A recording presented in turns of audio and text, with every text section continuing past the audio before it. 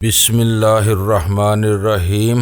گمنام ہیرو کے معزز ناظرین السلام علیکم۔ آئیے چلتے ہیں کہانی کی طرف۔ مجھے سب معلوم ہے، وہ تڑپ کر بولا۔ ایسے ہی حرامیوں اور خنزیروں کی وجہ سے کل رات وہ بچ نکلا۔ پولیس فورس ہوا میں گولیاں چلاتی رہ گئی اور وہ اپنے لشکر سمیت بچ کر نکل گیا۔ کسی نے انتظار کر کے یہ اندازہ لگانے کی زحمت نہیں کی کہ دوسری طرف سے صرف 3 یا 4 ہتھیار استعمال کیے جا رہے تھے۔ تجربے کار افسر کے کان ہر ہتھیار کے فائر کو الگ الگ پہچان لینے کے اہل ہوتے ہیں۔ جذبات کی رو میں آ کر وہ مجھ سے قدرے بے تکلف ہو چلا تھا، اس لیے میں نے آہستہ سے کہا، اجازت ہو تو میں تخلیے میں کچھ عرض کرنے کی جسارت کرنا چاہتا ہوں۔ گاڑی کی طرف جاؤ۔ اس نے ہمارے ارد گرد پھیلے ہوئے مسلح اور مستعد سپاہیوں کو کڑکدار آواز میں حکم دیا اور وہ سب آنن فانن ہمیں چھوڑ کر اپنی پیٹرول کار کی ہیڈ لیمپس کے پیچھے رپوش ہو گئے۔ کیا بات ہے؟ وہ انسپیکٹر مجھ سے کہیں زیادہ مضطرب تھا۔ تم سے سامنا ہونے سے پہلے سب انسپیکٹر غلام قادر نے ہمیں روکا تھا، میں نے دھیمے اور معنی خیز لہجے میں کہا۔ وہ بیچارہ اس لاش کو کوئی مریض سمجھا تھا، مجھے اس حرامی پر پہلے ہی شبہ تھا۔ وہ غسیلی اور پرجوش آواز میں بولا، تم اپنے اس بیان پر قائم رہو تو میں اس کو عبرت کا نمونہ بنا سکتا ہوں۔ ہم خود بھی اسی مشن پر نکلے ہوئے ہیں۔ فضا سازگار پا کر میں نے آہستگی سے کہا، ہماری بدقسمتی سے سردار رجب علی کے آدمیوں کا داؤ چل گیا، ورنہ ہم بھی ان ہی لوگوں کے بیخ کنی کے مشن پر نکلے تھے۔ تو کیا تم بھی کسی ایجنسی کے آدمی ہو؟ اس نے میری بات کاٹ کر حیرت سے پوچھا۔ تم نے میرے ساتھی پر بیت برسا کر زیادتی کی ہے۔ وہ تمہیں یہی بتانا چاہ رہا تھا کہ وہ اسپیشل ٹاسک فورس کا ایک اعلی عہدے دار ہے۔ واقعی اس کے اس ایک لفظ میں ایسی بے ساختہ حیرت پنہاں تھی کہ میں چونکے بغیر نہ رہ سکا۔ اس بیچارے نے اسپیشل ٹاسک فورس کا نام لیا ہی تھا کہ تم نے پوری قوت سے اس کی گردن پر بیعت رسید کر دی اور اسے آگے کچھ کہنے کا موقع نہیں مل سکا۔ انسپیکٹر نے اپنی اضطراری حیرت سے فوراً ہی سنبھالا لے لیا اور ٹھہری ہوئی آواز میں بولا، ابھی تم لوگوں کی حیثیت کا تعین ہونا باقی ہے۔ تمہیں اپنے دعوے کی تصدیق کرانا ہوگی، لیکن حقیقت یہ ہے کہ میں نے اسپیشل ٹاسک فورس کے الفاظ نہیں سنے تھے۔ مجھے اس بات پر غصہ آ گیا تھا کہ تمہارے ساتھی نے میری ہدایت کی خلاف ورزی کرتے ہوئے لب کشائی کی تھی۔ مجھے اچھی طرح معلوم ہے کہ اسپیشل ٹاسک فورس موجودہ حالات میں ملک کے لیے بہت اہم کردار ادا کر رہی ہے۔ اپنے دعوے کی تصدیق کے لیے ہمارے پاس کچھ نہیں، اول خان نے بھرائی ہوئی اور شکست خوردہ آواز میں کہا، کسی بڑے مشن پر نکلتے ہوئے ہم اپنی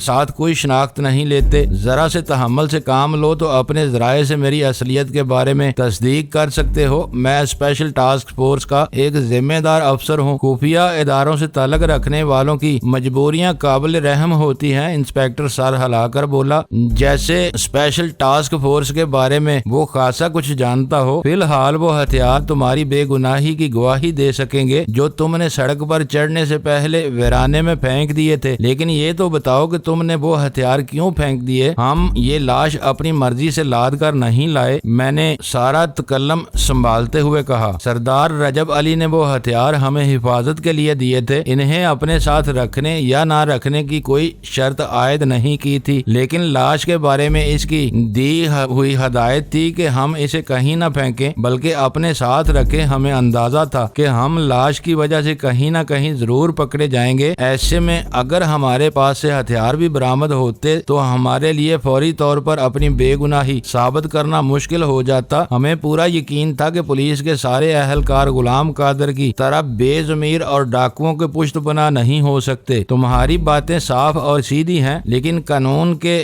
بھی کچھ ضابطے ہوتے ہیں۔ وہ پرخیال لہجے میں بولا، جب تفتیش کے نتیجے میں تمہاری بے گناہی ثابت نہ ہو جائے تم اپنے آپ کو زیر حراست رہو گے۔ یہ پہلے تمہیں اپنے پھینکے ہوئے ہتھیاروں کی نشاندہی کرنی ہے، اس کے بعد تھانے میں تمہارا تفصیلی بیان سنا جائے گا۔ انسپیکٹر نے ہماری جیپ اپنے باوردی ڈرائیور کے حوالے کر دی۔ وہ 2 مسلح سپاہیوں کے ہمراہ جیپ لے کر آگے روانہ ہو گئے۔ باقی 4 سپاہی اول خان کو ساتھ لے کر عقبی حصے میں سوار ہو گئے۔ انسپیکٹر نے وین کی ڈرائیونگ سیٹ سنبھال لی۔ میں رہنمائی کے لیے اس کے ہمراہ کیبن میں بیٹھ گیا اور وین برق رفتاری سے اسی طرف واپس روانہ ہو گئی جدھر سے ہم آئے تھے۔ فی الحال میں غلام قادر کے معاملے کی تشہیر پسند نہیں۔ اس کے سکوت کے بعد انسپیکٹر نے دھیمی آواز میں کہا، یہ میرے اور تمہارے درمیان رہے گا۔ غلام قادر کو گڑبڑ کی کوئی بھی اطلاع مل گئی تو وہ گرفتاری سے بچنے کے لیے جنگلوں میں روپوش اپنے آقاؤں کے پاس پناہ لے لے گا۔ یہ ڈاکو بہت اثر و رسوخ والے ہیں، کسی نہ کسی طرح اس کی ضمانت قبل از گرفتاری کا بندوبست کرا لیں گے۔ اپنے ایک ٹاؤٹ کو بچانے کے لیے وہ تم لوگوں کو ہلاک بھی کرا سکتے ہیں۔ سرکاری ملازمت کے پیچیدہ ضابطے بھی غلام قادر کی گرفتاری میں رکاوٹ بنیں گے۔ اس کا جرم بہت سنگین ہے، مجھے اس پر پہلے سے شبہ تھا۔ تم اس کی نیک نیتی کے عینی شاہد ہو، لیکن عدالت میں اس کے جرم کو ثابت کرنا اتنا آسان نہیں ہوگا۔ اس کی معطلی اور گرفتاری کے لیے اپنے افسران بالا سے اجازت لینا ہوگی۔ اس کے لیے مجھے تمہاری مدد درکار ہوگی۔ ان ضابطوں کی بات کر رہے تھے جو بنیادی طور پر فرائض کی انجام دہی کے دوران نوکر شاہی کے تحفظ کے لیے بنائے گئے تھے۔ نوکر شاہی کا کوئی کرندہ اپنے فرائض سے منحرف ہو کر ضمیر فروش بے ایمانی پر اتر آئے تو انہی ضابطوں کی آڑ لے کر اپنی مدافعت کر سکتا ہے۔ اسے معلوم ہوتا ہے کہ ایک عام آدمی کی طرح اسے گرفتار کرنا ممکن نہیں ہوگا۔ بعض اوقات ایسے لوگوں کو حد سے زیادہ دیدہ دلیری بھی بنا دیتی ہے۔ اس وقت سندھ کے کس علاقے میں ہے؟ میں نے انسپیکٹر سے پوچھا۔ ہمیں یہ بھی نہیں معلوم، اس کی آواز میں طنز کی تلخی گلی ہوئی تھی۔ رجب علی کے آدمی ہمیں جہاں چھوڑ گئے تھے وہیں سے ہم روڈ پر چڑھ گئے۔ ہمیں قطعی اندازہ نہیں کہ ہم کہاں ہیں۔ آگے کوئی آبادی ملتی تو کچھ اندازہ ہو جاتا، لیکن اس سے پہلے آپ سے ملاقات ہو گئی۔ ہم کس طرف سے سڑک پر چڑھے تھے؟ اس نے میرے سوال کا جواب دیے بغیر پوچھا۔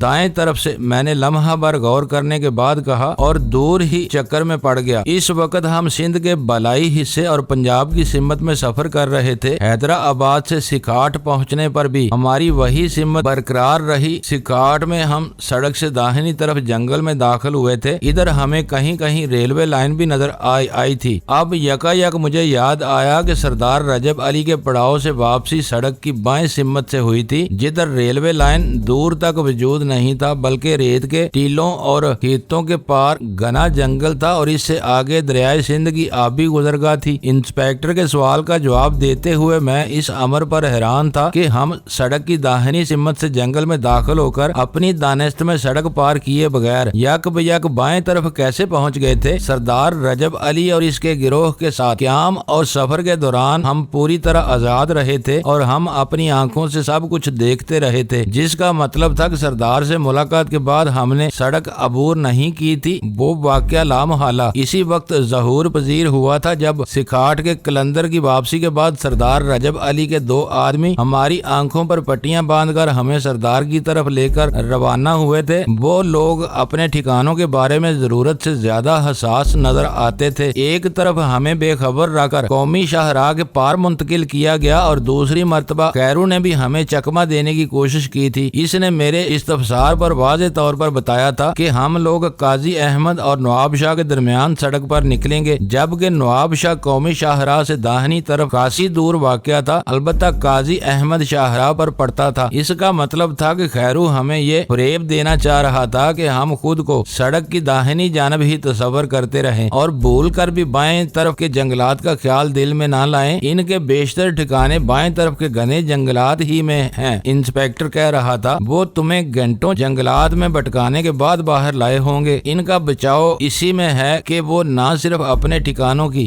رازداری کا پورا خیال رکھتے ہیں، بلکہ تیزی کے ساتھ ٹھکانے بدلتے بھی رہتے ہیں۔ جس طرح کچھ پولیس والے ان کے لیے مخبری کرتے ہیں، اسی طرح یہ ممکن نہیں کہ پولیس ان کے کارندوں کو لالچ یا دھونس دھمکی کے ذریعے اپنے ساتھ ملا لے۔ میں نے پوچھا، یہی سب سے بڑی مشکل ہے۔ ان لوگوں کے وسائل ہم سے بہت زیادہ ہیں، ان کے پاس ہم سے بہتر اور جدید ترین ہتھیار ہیں، ان کے پاس مالی وسائل کی ریل پیل ہے۔ وہ مخبروں کو منہ مانگے معاوضے پر خریدتے ہیں، انہیں کسی کی منظوری کی ضرورت ہوتی ہے، نہ آڈٹ کا خوف۔ پھر وہ اپنے قول و فعل میں بالکل خود مختار ہوتے ہیں۔ جہاں اپنے وفادار کارکنوں کو بھاری معاوضے دیتے ہیں، وہیں اپنے غداروں اور باغیوں کو ایسی سفاکی کے ساتھ موت کے گھاٹ اتارتے ہیں کہ دوسرے کارکن غداری کا خیال آتے ہی لرز اٹھتے ہیں۔ ہمارے لیے ان کے آدمیوں کو توڑنا بہت مشکل ہوتا ہے۔ ہم اپنے ضمیر فروش ساتھیوں کے ساتھ ایسا سلوک نہیں کر سکتے۔ قانون اور ضابطے ہماری راہ روک لیتے ہیں۔ تم نے مجھے سب انسپیکٹر غلام قادر کے بارے میں بتا دیا۔ مجھے خود بھی اس پر شبہ تھا، لیکن میں کوتوالی جا کر اسے اسی وقت ہتھ کڑیاں نہیں لگا سکتا۔ میں اسے کوئی بڑی سزا دلوانے میں کامیاب ہو گیا تو خود کو بہت خوش نصیب تصور کروں گا، ورنہ ایسی شکایت عموماً تبادلے پر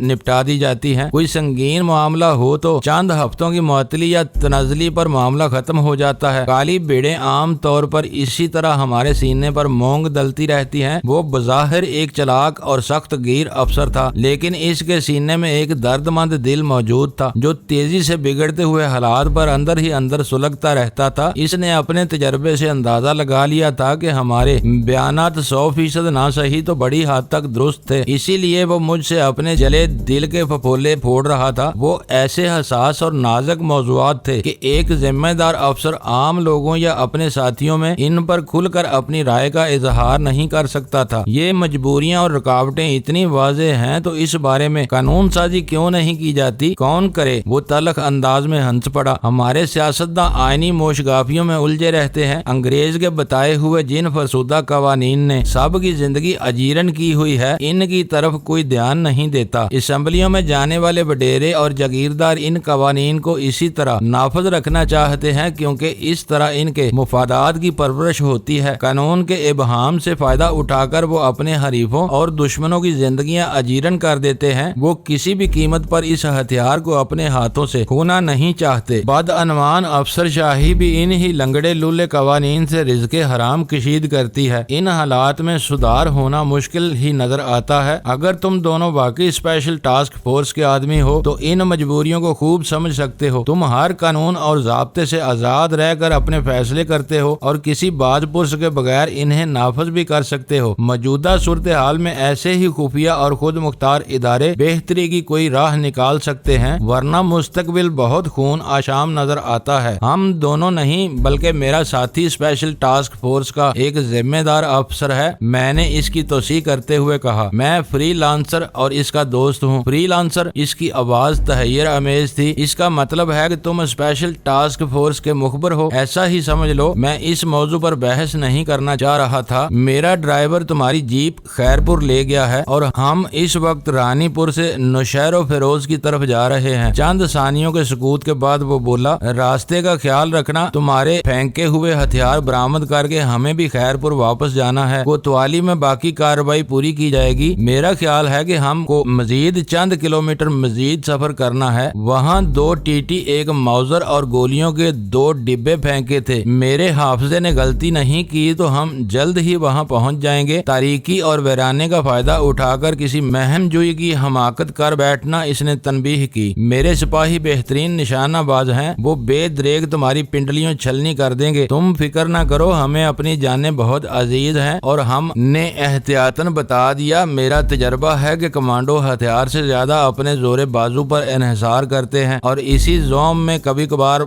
मारे भी जाते हैं। तुम बहुत नेक और हमदर्द अफसर हो, मैंने सताइशी लहजे में कहा। फिर लम्हा भर की खामोशी के बाद चौंक कर पूछा, तुमने पहली नजर में हमारी जीप में मौजूद लाश को कैसे पहचान लिया? पुलिस अफसर अकाबी आंखों का मालिक होता है, इसमें कोई कमाल नहीं था। पूरे डिवीजन के थानों में 10 दिन रामदयाल की तस्वीरें आई हुई हैं। वो रजब अली की बीवी का मामू है। रजब अली ने इसकी रहाई के लिए 40 लाख तावान तलब किया था। रामदयाल सक्खर का लाखपति जरूर है, लेकिन इतनी हैसियत नहीं है कि तावान के 40 लाख देकर इज्जतदार जिंदगी गुजार सके, इसीलिए रजब अली ने इसे मार दिया। रजब अली या इसके किसी आदमी ने रामदयाल पर हाथ या हथियार नहीं उठाया। मेरे इंकशाफ पर इंस्पेक्टर के मुंह से चंद तहय्यर ज़दा अजीबोगरीब आवाजें निकल कर रह गईं। वो सदमे और धाके से मरा है। मैंने अपनी बात पूरी करते हुए कहा। किस बात का सदमा? रजब अली के डेरे पर ऐसी कौन सी बात हो गई थी? मैंने इसे रामदयाल के इस मदफून मटके का किस्सा सुनाया जिसमें 70 लाख से ज्यादा रकम मौजूद थी और मटके के मुंह पर चर्मी पटा बांध कर इसे रामदयाल की चौकी के नीचे जमीन में दबा दिया था। पोस्टमार्टम की रिपोर्ट से दूध का दूध और पानी का पानी हो जाएगा। वो अपनी हमाकत का सदमा नहीं सह सका और दिल का दौरा पड़ने से चल बसा। दुख इस बात का है कि रजब अली के आदमी इसके मटके की सारी रकम और मजीद 20 लाख रुपए लेकर अपने ठिकाने पर पहुंच चुके होंगे। मैंने हसरत ज़दा लहजे में इसकी मालूमात में इजाफा किया। ये बहुत बुरा हुआ। रजब अली ने मुर्दे का तावान लिया है। इंस्पेक्टर गसीले लहजे में बोला, मुझे पहले ही मालूम हो जाता तो मैं इसके आदमी को रामदयाल के घर पर ही घेर लेता। मेरा ख्याल है कि इसने अपने आदमियों की बहिफाजत वापसी के लिए ही हमें रामदयाल की लाश के साथ रवाना किया होगा। वो इसकी तरह चालाक خطرناک ہے۔ رام دیال کی اولادیں اسی کی طرح کنجوس مشہور ہیں۔ مجھے شبہ ہے کہ انہوں نے کوئی چونچرا کیے بغیر اتنی بڑی رقم اجنبیوں کے حوالے کی ہوگی۔ رجب علی کے آدمی رام دیال کے پیغام رساں بن کر گئے تھے۔ اس کے بقول اس کی بیوی بھی مایا کے مٹکے کے وجود سے لا علم تھی۔ انہوں نے مٹکے کی نشانیاں بتا کر اس مقام کی نشاندہی کی ہوگی تو رام دیال کے گھر والوں کو پورا یقین آ گیا ہوگا کہ انہیں رام دیال ہی نے بھیجا ہے۔ دیکھا جائے، وہ سخت لہجے میں بولا۔ رام دیال کو اس پر بہت گمانڈ تھا کہ وہ پوتڑوں کا رئیس ہے۔ دولت کی وہی ریل پیل اس کے لیے جان لیوا ثابت ہوئی۔ تم یہ بتاؤ کہ وہ مقام اب کتنا دور رہ گیا ہے؟ میں آنکھیں پھاڑ پھاڑ کر نشانیاں تلاش کر رہا ہوں۔ تم وین کی رفتار ذرا کم کر لو۔ وہ قدرے الجھا ہوا نظر آنے لگا تھا، اس لیے میں نے گفتگو کا سلسلہ منقطع کر کے اپنی پوری توجہ قومی شاہراہ کے بائیں جانب مرکوز کر دی جدھر ہمیں اترنا تھا۔ کھیتوں کے اختتام پر آخر کار وہ ریتلے ٹیلے نظر آ ہی گئے جن کے عقب میں خیرو نے ہمیں الوداع کہا تھا۔ میرے ایما پر انسپیکٹر نے گاڑی کی رفتار کم کی، اس کی چھت پر گھومنے والی نیلی بتی روشن کی اور وین احتیاط سے سڑک سے نیچے اتار لی۔ سامنے پھیلے ہوئے تاریک ویرانے میں اترنے والے ہیڈ لیمپس کی روشن داریں اور گردش کرنے والی نیلی بتی کا گھٹتا بڑھتا ہوا انعکاس عجیب پرہول سما پیدا کر رہا تھا۔ ریتیلے ٹیلوں پر سے دوسری طرف اترتے ہوئے انسپیکٹر نے میری نشاندہی کے بغیر اگلی بتیوں کی تیز روشنی میں ریت پر پڑے ہوئے سیاہ ہتھیار دیکھ لیے اور وین کا رخ اسی طرف موڑ لیا۔ وین کے رکتے ہی عقبی حصے سے دو مسلح سپاہی پھرتی کے ساتھ نیچے اترے۔ دو سپاہی اول خان کی نگرانی کے لیے وین ہی میں موجود رہے۔ انسپیکٹر اپنی نشست پر جمع رہا۔ سپاہیوں نے آگے آ کر وین کی روشنی میں حیرت سے ان ہتھیاروں کا جائزہ لیا اور پھر رومالوں وغیرہ کی مدد سے انہیں اٹھا کر انسپیکٹر کی طرف لے آئے۔ انسپیکٹر نے بے پرواہی سے وہ ہتھیار خالی کر کے اپنی نشست کے نیچے ڈال لیے۔ گتے کے دونوں ڈبے ٹوٹ جانے کی وجہ سے گولیاں ریت میں بکھر گئی تھیں۔ سپاہی انہیں جمع کرنے میں مصروف ہو گئے۔ مجھے خوشی ہے کہ تمہاری بیان کا ایک حصہ درست ثابت ہوا، انسپیکٹر نے سپاٹ لہجے میں کہا۔ دیکھنا یہ ہے کہ باقی معاملات کس موڑ پر ختم ہوتے ہیں۔ ہم نے بلا کم و کاست حقائق بتائے ہیں، ان میں سرے مو بھی فرق نہیں نکلے گا۔ گولیاں سمیٹتے ہی سپاہی وین میں واپس آ گئے۔ وہاں آتے ہوئے انسپیکٹر نے راستے کی نشاندہی کے لیے مجھے اپنے ساتھ آگے بٹھایا تھا، لیکن واپسی پر بھی وہ مہربان رہا اور اسی کے ساتھ بیٹھا رہا۔ رجب علی کے ساتھ سفر کے دوران تم نے کہیں دریا بھی عبور کیا تھا؟ دوبارہ سڑک پر آ جانے کے بعد اس نے مجھ سے پرخیال لہجے میں سوال کیا۔ ہم صرف اور صرف گھنے جنگل ہی میں پھرتے رہے، قومی شاہراہ، ریلوے لائن یا دریا کی جھلک تک دیکھنے کی نوبت نہیں آئی، لیکن یہ بات حیرت ناک ہے کہ وہ لوگ ہمیں اغوا کر کے قومی شاہراہ سے داہنی طرف کے جنگلات میں لے گئے تھے، جہاں ہماری آنکھوں پر پٹیاں باندھ کر ہمیں کئی گھنٹے تک حالت سفر میں رکھا گیا۔ اس دوران انہوں نے ہماری بے خبری میں شاید رخ بدلا تھا، کیونکہ رہائی پانے پر ہم نے خود کو سڑک کے دوسری جانب موجود پایا تھا۔ اغوا کیے جانے والے یرغمالیوں کے ساتھ یہ ان کے خاص حربے ہیں۔ ان اطراف کے دریائی راستے سال بھر کار آمد رہتے ہیں۔ ان لوگوں کو دریا کے دونوں کناروں پر مختلف گھاٹوں تک رسائی حاصل ہوتی ہے اور وہ جب چاہتے ہیں دور مار اسلحے کے سائے میں چپوؤں سے چلنے والی بیڑیوں، کشتیوں اور موٹر بوٹس کے ذریعے دریا عبور کر لیتے ہیں۔ پولیس ان تمام مقامات سے واقف ہونے کے باوجود اپنے کم تر درجے کے اسلحے کی وجہ سے ان کو للکارنے یا روکنے سے قاصر رہتی ہے۔ رجب علی فخر سے کہتا ہے کہ جنگلوں میں اس کا راج چلتا ہے، باہر پولیس کی حکومت ہے اور دونوں میں سے کوئی فریق ایک دوسرے کے معاملات میں مداخلت نہیں کرتا۔ اگر تمہارا ساتھی واقعی ایس ٹی ایف کا کوئی ذمہ دار افسر ہے اور اس کے دل میں کچھ کر گزرنے کی لگن موجود ہے تو میں اسے ایسے نقشے فراہم کر سکتا ہوں جو میں نے بہت محنت اور عرق ریزی کے ساتھ تیار کیے ہیں۔ ان نقشوں میں ایسے مقامات اور راستوں کی نشاندہی کی گئی ہے جن کی ناکہ بندی کر کے نہ صرف ڈاکوؤں کی رسد کے راستے کاٹے جا سکتے ہیں بلکہ ان کو باہر آ کر مقابلہ کرنے یا ہتھیار ڈالنے پر مجبور کیا جا سکتا ہے۔ تمہاری اس محنت سے تمہارا محکمہ فائدہ کیوں نہیں اٹھاتا؟ ہم اپنے محدود وسائل اور اپنی صفوں میں موجود کالی بیڑوں کی وجہ سے مار کھا جاتے ہیں، انہیں ہماری ہر کارروائی کا قبل از وقت علم ہو جاتا ہے اور وہ محفوظ کمی گاہوں کی طرف نکل جاتے ہیں۔ رینجرز ان معلومات کے سہارے ڈاکوؤں کی سرکوبی کر سکتے ہیں۔ انہیں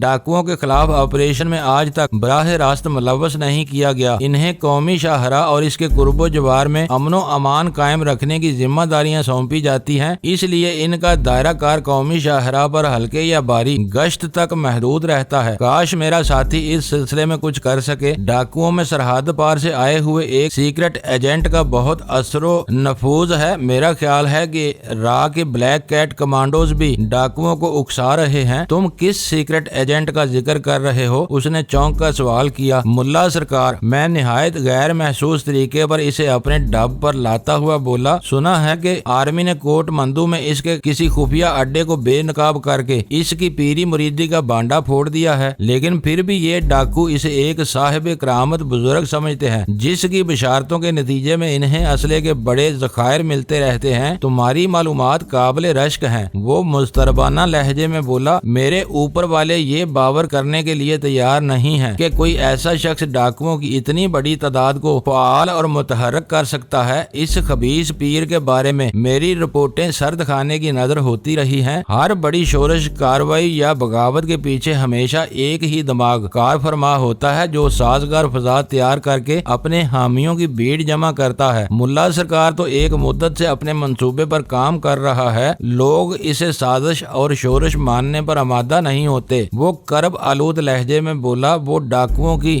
روز افزوں تعداد کو بے روزگاری، معاشی ناہمواری اور طبقاتی کشمکش کا شاخسانہ قرار دیتے ہیں۔ جب قانون کے محافظ حکمراں اور سیاستداں ہی ایک جرم کا جواز پیش کرنے لگیں تو مجرموں کا شیر ہونا لازمی ہے۔ سب سے بڑی خرابی یہی ہے کہ ایک سنگین جرم کو اس وقت جرم نہیں سمجھا۔ قتل، اغوا اور ڈکیتی کی وارداتوں پر روایتی انداز میں انفرادی کارروائیاں ہوتی ہیں اور پھر فائلیں بند ہو جاتی ہیں۔ لوگوں کو ہوش اس وقت آئے گا جب پانی سر سے گزر چکا ہوگا۔ مجھے دکھ ہے تم جیسا زیرک اور فرد شناس افسر بھی حالات کے شکنجے میں اس قدر بے بس ہے۔ میں نے اپنے دل کی گہرائیوں سے درد مندانہ لہجے میں کہا، ابھی تم نوجوان اور پرجوش ہو سکتا ہے کہ یہ مسلسل بے بسی اور مجبوری تمہارے جذبوں کو بھی تھپک تھپک کر سلا دے اور تم بس۔ اس نے گرا کر مجھے خاموش کر دیا۔ اسے آگے ایک لفظ بھی نہ بولنا۔ مجھے اس تصور ہی سے گھن آتی ہے کہ ایک روز میں بھی غلام قادر کی راہ پر چلنے پر مجبور ہو جاؤں۔ اس سے تو بہتر ہوگا کہ میں اپنی وردی کی آبرو رکھنے کے لیے اپنے پستول سے گولیاں برساتا ہوا جنگل میں گھس جاؤں اور 2-4 ڈاکوؤں یا مجرموں کو مار کر خود بھی شہید ہو جاؤں۔ اگر آدمی پر عزت سے زندہ رہنے کے سب راستے بند ہو جائیں تو عزت کی موت کو گلے لگا لینا ہمیشہ اس کے اختیار میں ہوتا ہے۔ غلام قادر اور اس جیسے ضمیر فروشوں کے درمیان رہ کر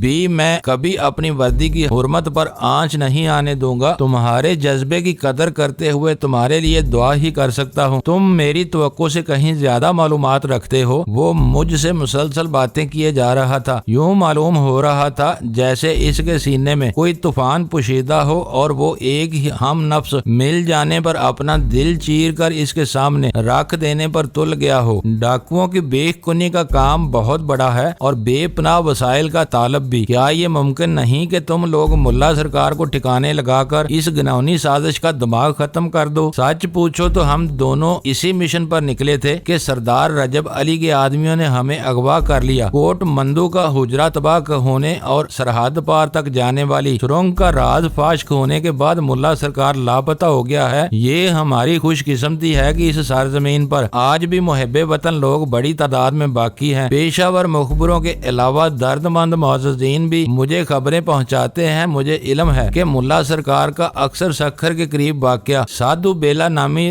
دریائی جزیرے میں آتا رہتا ہے۔ وہاں ہندوؤں کا بڑا مندر ہے، ساری آبادی بھی ہندوؤں پر مشتمل ہے۔ ایک رات مجھے بابسوک ذریعے سے خبر ملی کہ ملا سرکار سادھو بیلا میں موجود ہے۔ دریائی راستے سے بہتیرے ڈاکو اور رپوش مجرم بھی اس سے ملنے کے لیے آئے ہوئے تھے، لیکن میرے اوپر والے ملا سرکار کی زہر ناکیوں کو نہیں مانتے۔ انہوں نے ہندو مسلم فسادات اور منافرت کے خوف سے کوئی کارروائی نہیں کی اور وہ علاقہ میری قانونی دسترس سے باہر ہے۔ پھر اپنی حدود میں بھی کوئی کارروائی کرنے سے پہلے مجھے اوپر والوں سے اجازت لینا پڑتی ہے۔ اس لیے میں اپنا سر پیٹ کر رہ گیا اور ملا سرکار اپنے چیلوں کو ہدایت دے کر سادھو بیلا سے بحفاظت واپس لوٹ گیا، لیکن میں جانتا ہوں کہ وہ جلد ہی دوبارہ وہاں آئے گا۔ مجھے تو یوں محسوس ہو رہا ہے جیسے تمہارا پورا محکمہ ہی سارا اور ڈاکوؤں کا بہی خواہ ہو۔ ایسا نہیں ہے، اس نے سختی کے ساتھ میری تردید کرتے ہوئے کہا۔ کہیں کم فہمی آڑے آ جاتی ہے، کہیں مقامی سیاسی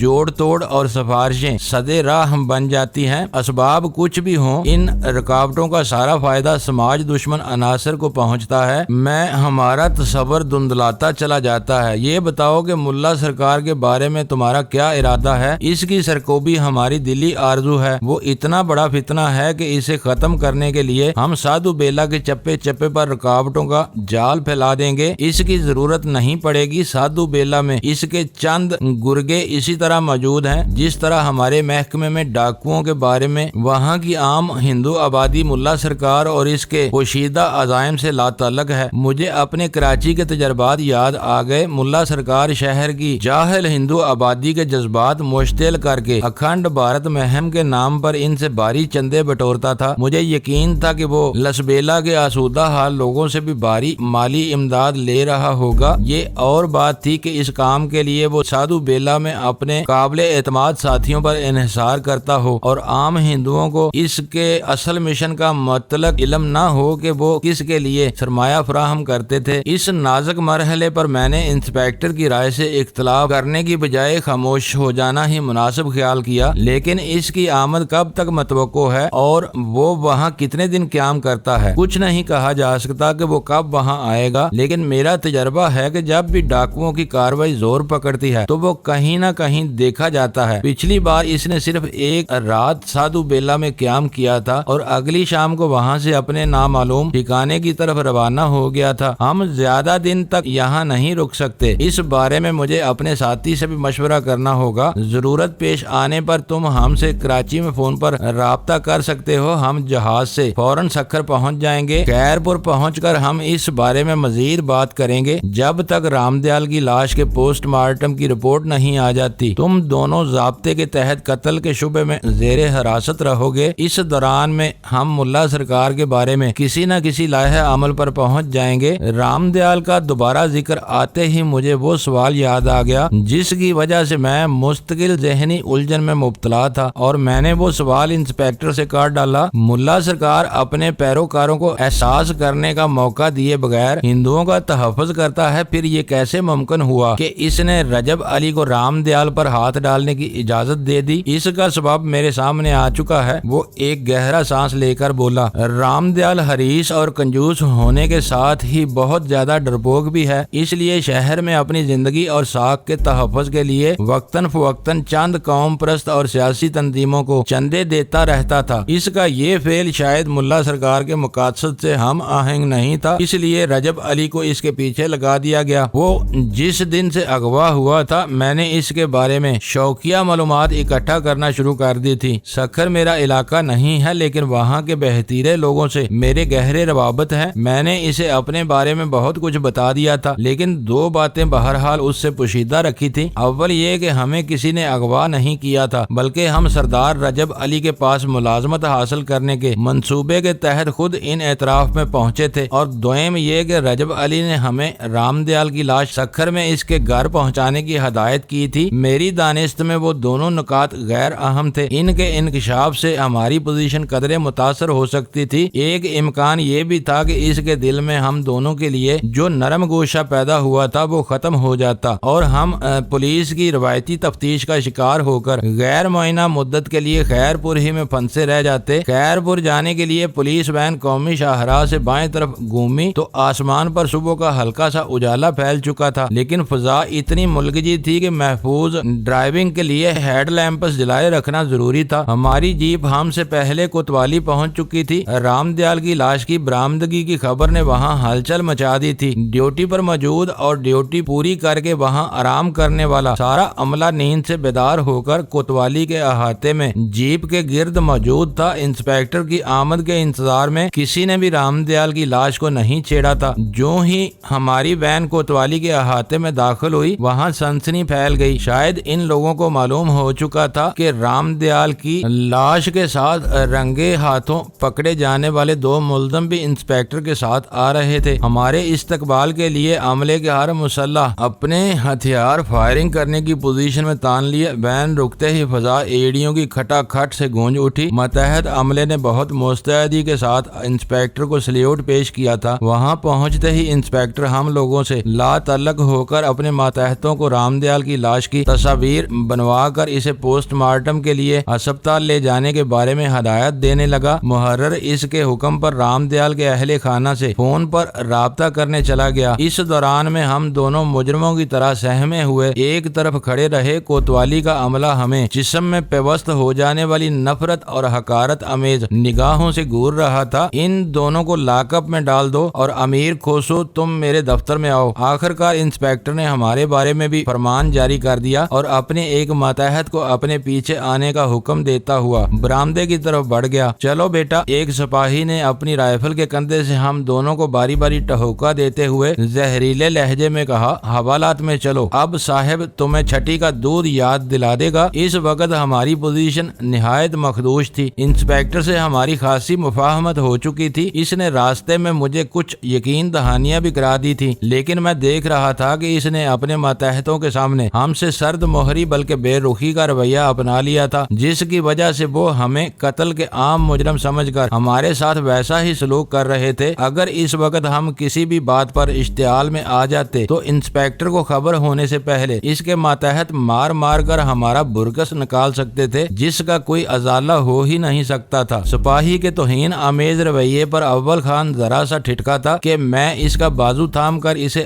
آگے لے گیا اور سرگوشیانہ لہجے میں بولا، اپنی کھوپڑی پر قابو رکھو، تھوڑی دیر میں سب کچھ ٹھیک ہو جائے گا۔ وہ وین کے پچھلے حصے میں 4 سپاہیوں کے ساتھ سفر کرتا رہا تھا، جبکہ میں ڈرائیونگ کیبن میں انسپیکٹر کے ساتھ بیٹھا ہوا تھا، اس لیے میرے اور انسپیکٹر کے درمیان ہونے والی گفتگو کا ذرا بھی علم نہیں تھا۔ کوتوالی کی راہداریوں میں یرکان زدہ روشنی والے اکا دکا کمکموں کی ناکافی روشنی پھیلی ہوئی تھی۔ 3 مسلح سپاہیوں کی نگرانی میں 2 موڑ گھومنے کے بعد میں نے خود کو حوالات کے سلاخوں والے آہنی دروازے کے سامنے موجود پایا۔ حوالات خالی تھی اور اندر گور اندھیرا تھا، جس میں سے اٹھنے والی سیلن زدہ ببکے دور ہی سے محسوس کیے جا سکتے تھے۔ راہداریوں کی دیوار میں نصب سوئچ آن کر کے حوالات میں روشنی کی گئی۔ ایک سپاہی نے دروازے کا قفل کھولا اور سلاخوں والا آہنی پھاٹک پرشور آواز سے باہر کھول لیا۔ سردار رجب علی کے ٹھکانے سے باہر آنے کے بعد اول خان کے سر پر اسپیشل ٹاسک فورس کے افسر کا ہلکا سا خمار طاری ہو چکا تھا، جسے انسپیکٹر کے بیر کی ضرب بھی کافور نہیں کر سکی تھی، اس لیے اسے اس بلند اور مستطیل کوٹھڑی میں داخل ہونے میں تامل ہوا، جس کی دیواروں پر خون وغیرہ کے پرانے دبے اس عقوبت کدے میں آنے والے مہمانوں کی مدارت کی دل گداز کہانیاں سنا رہے تھے۔ صاف ظاہر ہو رہا تھا کہ ان داغ دبوں کو دھو کر مٹانے کی کوششیں کی جاتی رہی تھی، لیکن لہو کے وہ داغ جہاں پڑ گئے تھے امر ہو گئے تھے۔ میں حوالات میں داخل ہوا تو ناچار اول خان کو بھی میری تقلید کرنا پڑی۔ ہم دونوں کے پیچھے وہ تینوں سپاہی بھی اندر ہی آ گئے۔ میری چھٹی حص نے مجھے کسی موہوم سے خطرے سے آگاہ کیا اور میں فوراً ہی پیچھے پلٹ پڑا۔ میری اس غیر متوقع حرکت پر ان تینوں کو بھی رکنا پڑا اور میں نے ناکافی روشنی کے باوجود بانپ لیا کہ ان تینوں کی نگاہوں میں شرارت اور شر پسندی ناچ رہی تھی۔ مجھے گمان گزرا کہ شاید وہ ہمیں معروب رکھنے کے لیے بغیر کچھ پوچھ گچھ کیے ہی مار داڑ کا ارادہ رکھتے ہیں۔ کیا بات ہے، ہمارے سینوں پر کیوں چلے آ رہے ہو؟ میں نے دفاعی پوزیشن اختیار کرتے ہوئے ان سے دبنگ لہجے میں سوال کیا۔ آواز دھیمی رکھو، ان میں سے ایک گرایا۔ اس کوتوالی میں اڑنے والے عام طور پر کندھوں پر اٹھا کر حوالات سے باہر لائے جاتے ہیں۔ بدماشی دکھانے کی کوشش کی تو ابھی ہاتھ پیر توڑ ڈالیں گے۔ حوالات کو مکفل کرو اور ہمیں ہمارے حال پر چھوڑ دو۔ تم اندر کیوں آئے ہو؟ تمہاری جیبیں بھاری معلوم ہوتی ہیں، جامع تلاشی لینا ہی ہے، وہی شخص بولا۔ تمہارے پاس کوئی ہتھیار نہیں ہے، بس تھوڑی سی رقم ہے جس سے تم کو کوئی غرض نہیں ہونا چاہیے، اسی کی تو ہمیں ضرورت ہے سائیں، وہ احتجاجیہ لہجے میں بولا اور اس کے دونوں ساتھی بے ساختہ زور زور سے ہنسنے لگے۔ لیکن انسپیکٹر نے ہماری تلاشی لینے کا کوئی حکم نہیں دیا، تم ہم سے دور رہو۔ معزز ناظرین، لائک کریں، شیئر کریں اور کمنٹس باکس میں پاک آرمی زندہ باد، پاکستان پائندہ باد کا نعرہ ضرور درج کر کے اپنے ملک پر فخر کریں اور پاکستان کی بنیادیں مضبوط کرنے میں اپنا کردار ادا کریں۔ ویڈیو دیکھنے کا شکریہ۔ معزز ناظرین، اپنا خیال رکھیے گا اور ہمارے چینل کا بھی۔ ISI پاک آرمی زندہ باد، پاکستان پائندہ باد۔